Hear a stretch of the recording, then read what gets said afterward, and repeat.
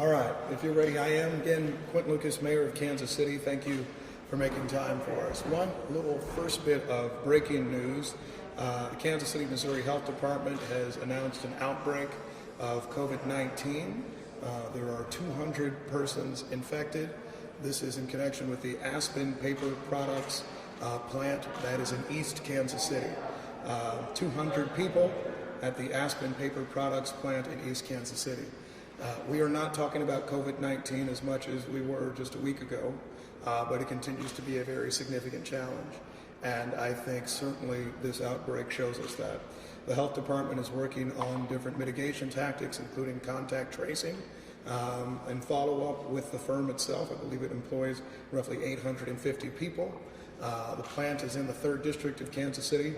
Most of the workforce also resides in Kansas City's 3rd District, and so we continue to work on that. I'm going to transition now to talk about our response to the protests that we've been seeing in Kansas City. The chief and I have talked a great deal. I've talked to many on the department. I've talked to a great number of people, both protesters, police officers alike. There's one thing that I want to start by noting, which is how hard our Kansas City, Missouri police officers have worked over recent days. As you know, this has not been a cool time in Kansas City. It's been 90 degrees outside most days. Folks are standing there, taking a lot in each day, and they have performed what they're doing admirably. And so I think we do need to remember, in the same way that we are recognizing the rights of protesters, in the same ways that we're actually talking about how important it is to respect their voices, and I agree with that. We also want to make sure that we're respecting our law enforcement. We want to make sure that we know and acknowledge the important work they're doing. And I'll make this other point. To the extent, and I hear this all the time, there are people that have issues with how things are done, what use of force protocol is, what are some of the choices that we all make. That is a decision that you can take up with the Board of Police Commissioners, on which I sit. That's a decision of the Chief of Police. Somebody who's standing outside right now is following orders. They're doing their job, and they're largely doing their job well. And so when we talk about the processes that we use, the changes that need to be made, that's why I think it's important for the commissioners to be engaged. That's why it's important for the Chief of Police. In connection with that, I'll announce just a few things. One, I'll be calling for a special meeting of the Board of Police Commissioners later this week. The goal of that meeting is to have an opportunity to talk about not just protests and policy, particularly use of force policy in Kansas City. It's also giving us a chance to look at our relationships with the community, our relationships with, in particular, the black community, and ways that we can improve. I know there are many people that ask questions about the type of control this city has. That's fine, and we can have those questions, we can have those conversations. But we also have a structure now, and we need to make sure that we work within that structure to be the best and most accountable department that we possibly can be.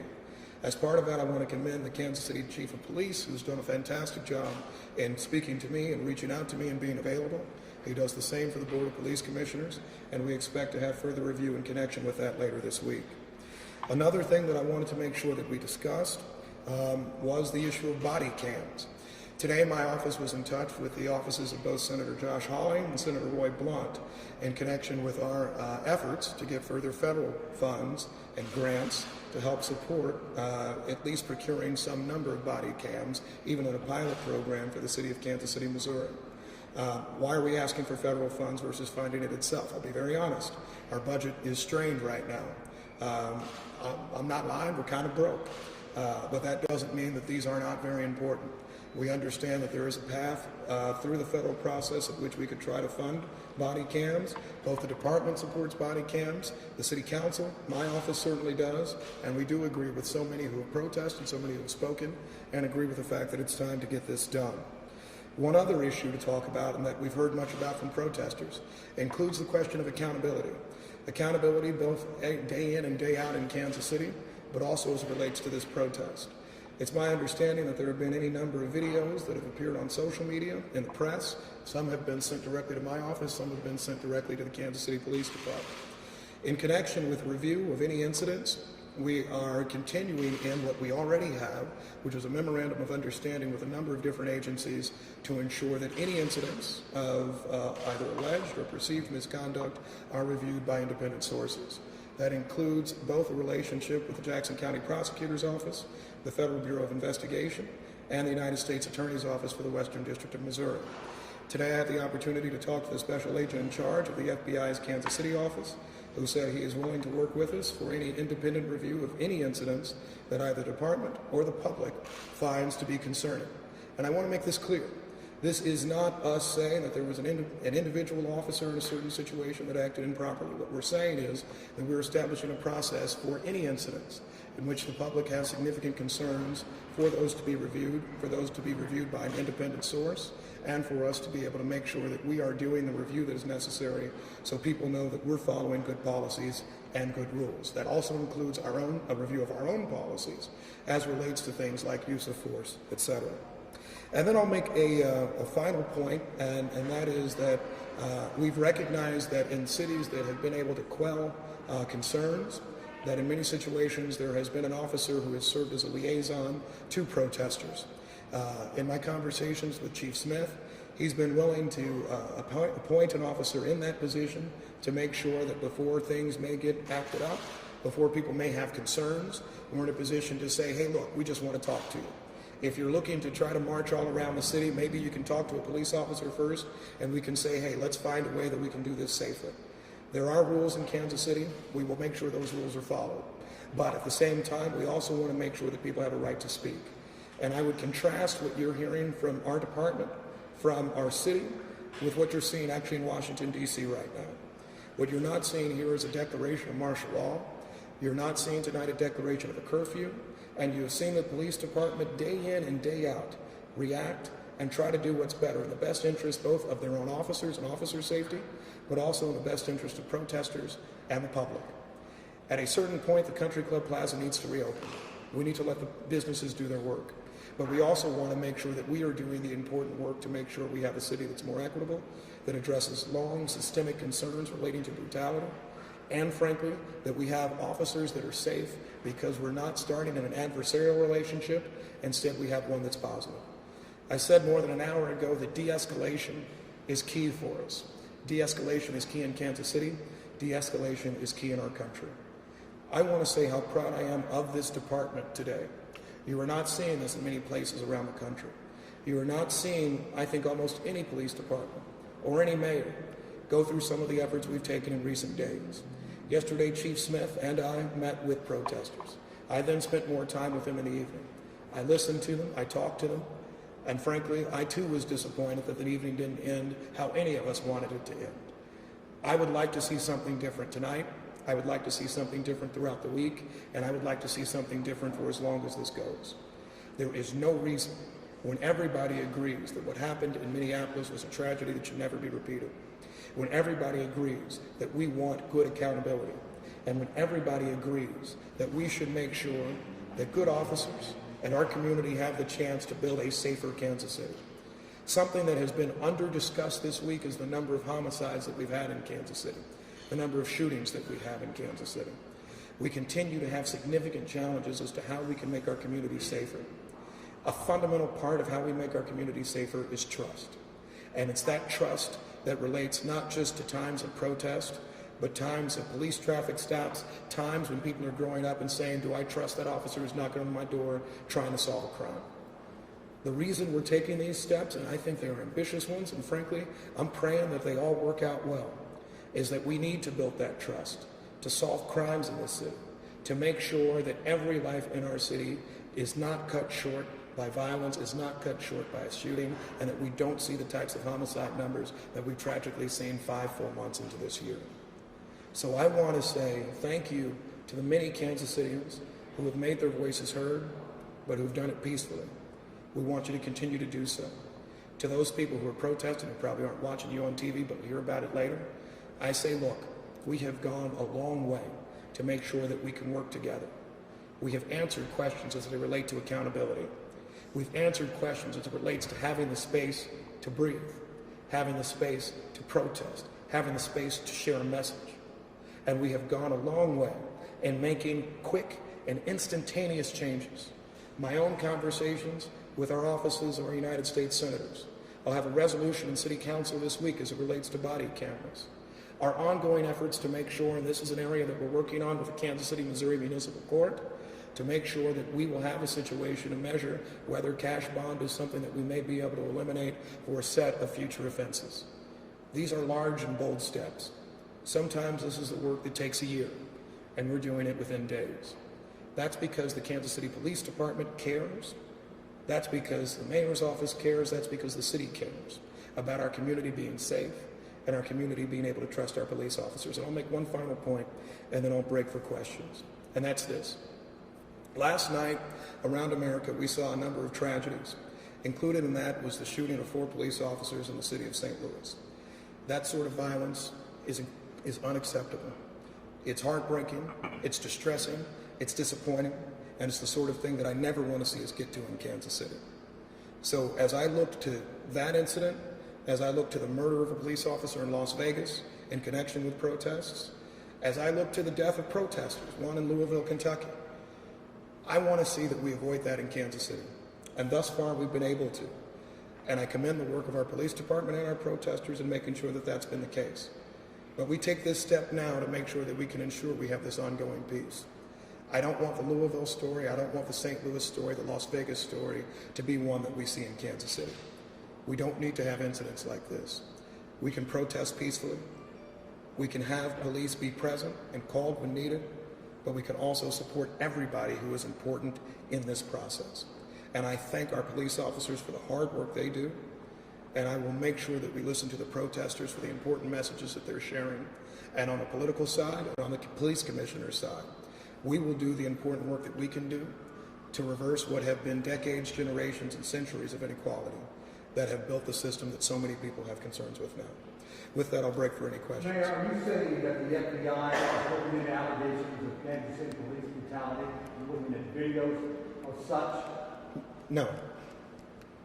And then what are you saying the federal role is here? What I'm saying is that we have a process by which, an independent process, that we have reaffirmed today, by which we can review, right, any concerns or allegations as it relates to either, I assume, maybe it comes via videotape or any other means, to look at our any allegations of brutality, any allegations that may relate to unlawful use of force or anything of that sort. Is that review underway now? And you'll have to ask them about that. I don't know if they'll talk about those investigations. What's your understanding?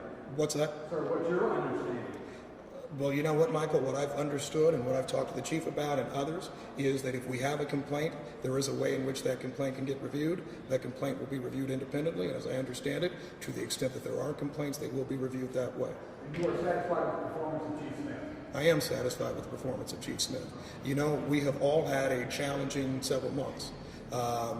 I won't dwell on all the stuff and the work that we've done, but the chief is doing important work right now in Kansas City. And I think, frankly, and look, this protest has not been perfect. We haven't been perfect in our response, but we've been a hell of a lot better than other places. And I think that in no small part relates to the hard work that we've done, both in the police department, but I also will commend a number of protesters too when I talk to them. And most of them are out there trying to share a message. And I think that has been something that is impressive for us. But what I'm doing now, and here's the thing, you can replace the personnel tomorrow. You can replace Quinton Lucas and Richard Smith, and soon enough that will happen. And some people may want that to happen tomorrow.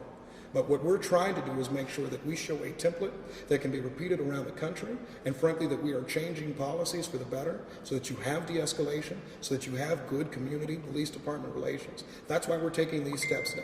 There are people that are saying this is crazy, that we should have a phalanx of officers that are sitting right in the middle of Mill Creek Park, in the same way that there may be people that are saying you should just let protesters do whatever. We're trying to have the best and most responsible balance that respects people's rights to protest and to speak, and I think that's what we've done. And the reason I outlined all of these things was that, frankly, we can also create a situation in which we have accountability and we have faster accountability. You know, the next Board of Police Commissioners meeting is supposed to be 2 weeks away. And when I was looking at my calendar, I said, how in the heck could I actually say that I'm making this an accountable thing if we're waiting for 2 weeks until the moment passes? I'm trying to do a meeting as soon as possible. We've talked about how we can organize it. And so if there are changes that we think need to be made, and if we're looking over and reviewing the chief's performance, as is our job, then we'll have the chance to do it as early as late this week, because we have a notice requirement, or else you call us on that, and we're making sure that we can actually handle that. Mayor, Yes, you mentioned you guys are trying to send a message. Yesterday, you and the police chief Smith walked with protesters twice, I believe. I did, yes. You did twice. Both times after you left, innocent protesters were pepper sprayed. Now, this is not hearsay. This is video evidence. Yes, sir. How can you address the mixed messages that's sending if you march and the police chief march with peaceful protesters, and then they're being pepper sprayed as soon as you guys leave? So, I'll say this. First, I'm not sure if my actions necessarily send a mixed message. Let me tell you how I ended up coming back yesterday. Yesterday, after we talked actually to a gaggle of press, the chief and I went over and listened to and talked to protesters. They asked us to kneel with them, right? That wasn't a photo op we set up. That wasn't something we went to go seeking. And then there were some folks who asked me, then they said, well, will you come back at nighttime? You come by for 20 minutes, or will you come back and spend more time with us? I came back.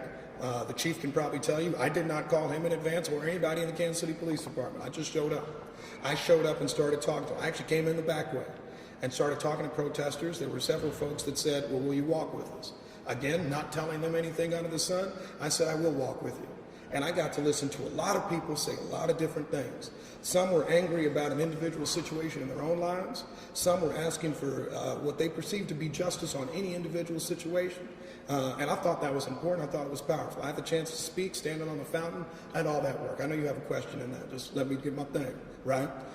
Politicians talk, you know how it is. But and journalists talk as well.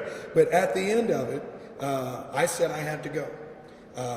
There was no coordination between when I left and anybody else did. There was nothing of that sort. I left. And after that, and I've heard from the department since, there were folks, as has been reported, that were throwing things and that led to a situation and an incident. But what's the response that I had? Because, yeah, I get it. People, it did, right? I think there are people that have said, well, that seemed bizarre to me. You were there, and then right after something changes. But I think what I might ask people to say is, well, then look at the next day at what's happening now, right? If you go stand on J.C. Nichols Parkway right now or on the sidewalk, you'll see that there's not an officer 6 feet away from you in riot gear right now. If you go stand right there, you will see, and if y'all look at it, and you probably already have, you see that there is not the tension in the same way that we had last night. We're not going to be perfect every night. Things will happen. The important thing, and the reason that everybody's so mad about the George Floyd situation, as they should be, is that too often things don't change. I'll tell you this. Every day during this protest, something has changed about how the police are responding, about how I'm responding. This is the work that you expect from us. We all show up with our biases every day, and I get that. The way that we really address them is that we have to change them. We have to look in the mirror and say, is what we did right, or can we improve it? And so I would hope somebody who says, Lucas, what was that all about, would say, well, you know what happened the next day? When every other city is saying we're imposing a curfew, shutting things down, entire cities down at 7 or 8 o'clock, what are we doing instead? We're saying we're going to trust the people. We're going to listen to the people. We're going to let them breathe. I think that's how you actually address it, and I'm proud of that response that we've made. Yes, Glenn. Mayor, how can you not investigate or ask for investigation of the pepper spray incidents? How can you not ask for independent investigation of those particular incidents that were captured on video and splashed, as you mentioned earlier? So the question is, how could I not ask for an investigation of that? As I understand it, right, I think that so in a general idea, and I may have to ask the department here on how the process officially goes. The department itself, actually, let me just get Chief to start, and then I'll follow up with that. One of our partners has asked for the video already, so it's already in some sort of process for review already. And what was your reaction when you received word that they had requested that information, requested that video? I have no problem with turning over everything we need. I think this department has a long history of being transparent and turning that over voluntarily. Matter of fact, most of our things that go to our partner originate from this department. It's not that our partners ask for it, it's that we voluntarily turn it over before it's even asked for. And we have a long-standing practice of doing just that. Which partner is that? Well, we have Jackson County Prosecutor's Office. Now, you mentioned yesterday you hadn't had a chance to see the alleged allegations and videos of pepper spray. Have you had a chance? I did. To see I saw it just a little bit before I got here. And without condemning without convicting your officers of any wrongdoing, what was your initial thoughts when you saw those videos? You know, I said this at the other press conference. It's a fine balance, as we've talked about keeping a peaceful demonstration and having getting out of hand. As the officers on the line, they have to make some determinations. They have to feel what's right and what's best to keep that event peaceful. That's the determination they made, right? It's now up for us to review that and to see if that action was correct. But on the face of it, it looks like all our policies were followed. On the face of it. Chief Smith, I talked to the girlfriend of a man today who says he was shot in the eye, not intentionally, but was shot in the eye with a projectile from police on Saturday. He may never see again. Do you have any response to that? Yeah, it's horrible. It's tragic. I mean, we got notified by a Facebook posting just like everyone else. I walked up to one of our special operations guy, and the first words out of his mouth was, "That's horrible." I don't think anyone intends for that to happen. Again, as I've said, I've never said we're perfect. I don't think anyone here has claimed that we do everything correctly. As you've heard from the mayor, we are adjusting things as we go. No one wanted that to happen, and I don't know how it's happened yet. Frankly, we haven't had time to do anything but plan for the next march or protest as we doing today. So obviously it's come up and it's going to be reviewed. Incidents like that, what can be done after that? What do they need to do? What do you need to do as a department? Yeah, I mean, the investigative process is already going to take place, but you know, they can reach out office to office community complaints. They can reach out to the police department. I know they may not be receptive to that, but they're more than welcome. We're going to treat them fairly, just like we treat every other citizen in Kansas City. This evening, some clergy is going to go down to the plaza and ask officers not to use pepper spray on protesters. What is your reaction to that? You know, I understand that. As I said before, I don't think we're getting up in the morning asking to use it either.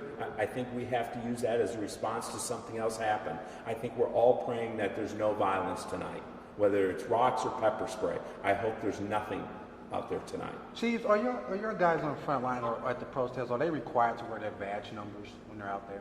They wear a badge. I don't know about a number. They wear a badge. Some of them have cloth badges. So how on. are people supposed to know who they are? They have their nameplate on. They have a nameplate on? Okay, thank you. Are you all good? I think I'll just say one last thing. We are incredibly optimistic that these steps will allow for peace between protesters and police. And my hope is that this becomes a model for how we can do things in our community. It is my clear view that de-escalation is the path that we need to follow to build community trust. De-escalation is a path that can help us solve more crimes. It can help us have a safer community. And so that's a key step of what we're trying to take from this protest and go back out into the public thereafter. With that, I would say, yes, Michael? One housekeeping question. You didn't say this, but I'm presuming 200 positive cases. Yes, that's correct, sir. Yes. Should there be an independent review board that investigates allegations of excessive use of force in officer-involved shootings? I would think actually we probably do need to look at the Office of Community Complaints, not so much because they don't have, I think, a strong streak and ability to investigate, but there's always the question of sanctions, right? What's your ability after the review to actually enforce some sort of either sanctions, penalties, to have your voice be something with strength thereafter? And I would absolutely think that that's a valuable conversation, both for, I guess, currently for the Board of Police Commissioners, but more broadly for the public to see if actually there needs to be not just independence, but right, some independence with teeth thereafter. So in essence, when you first mentioned outside partners, FBI, investigating these allegations of, excessive force, what does that actually mean in layman's terms? What's going to happen? So what that means is if there's somebody else who has received a video or any other, I guess, report of an allegation, it needn't be a video, then they will look through to see if there were any laws that were violated, depending upon the jurisdiction, state or federal. To the extent that there are, right, then there would be some referral either to the United States Attorney's Office or the Jackson County Prosecutor's Office making such a determination, and then that would then lead to charges thereafter. If there were some broader concern with practices of the department itself, that would be more of the FBI measure, and many are familiar with DOJ consent decrees, that sort of thing. If there's a pervasive practice where there has been some level of abuses, then that would likely be something that would be an agreement between the federal government, the police department, and others to try to correct those. Now, you mentioned something about the Board of Commissioners. Where are they and where have they been? The They're Board not of here Police right now. Commissioners? Yes. You know what? I'm here, right? I was here yesterday. I know that Bishop Tolbert was here Okay. yesterday. He marched with me. Okay. He was with me, and for the others, I know that many have been engaged and involved. I will say this. When you are in a position like this one, or perhaps like their position, it's kind of a difficult decision whether you go. Right? I still have a question of was it better or not that I went yesterday. I can't tell. I enjoy talking to people and interacting, but it ain't about me. And so I think that might be why there were some that you may not have seen yet in connection with it. With that, I believe I have to go vote right now. Thank you. Thanks, everybody. Thank you. Good to see you.